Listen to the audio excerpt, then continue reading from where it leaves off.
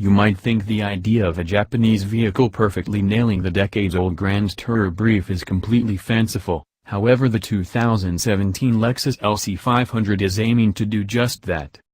It's not the first time Lexus has focused its considerable engineering and manufacturing prowess in the direction of the traditional Euro base either. Think back to the late 80s/early 90s and the SC400, or Toyota Soarer.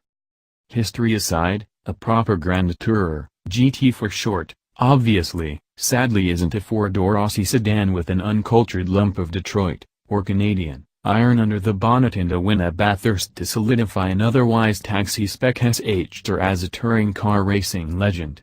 And before you start firing off offensive responses in the comments section below, my parents had an XW GTO Phase 2 when I was growing up. It was a SH-ter. No, a proper GT has 2 doors, 4 seats, is RWD and has a ballistic engine up front under a long snout.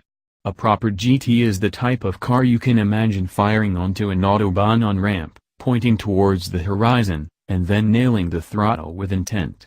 With luggage for 2 in the rump and your better half in the passenger seat. Romantic, isn't it? Which brings us to the Lexus LC500. Think of marques like BMW, Mercedes-Benz, Maserati and even Ferrari and Lamborghini. All have plied their trade in the GT space, with Ferrari's latest effort, the 812 Superfast, currently garnering rave reviews. There's real emphasis on the grand part of the Grand Tourer moniker too: grand styling, grand proportions, grand interiors, grand comfort, and grand ability. The GT should be the Swiss Army knife of super-fast road cars. Why? Largely because the average buyer of this style of vehicle will have had, or still has, a taste of genuine speed and performance ability via other capable sports cars.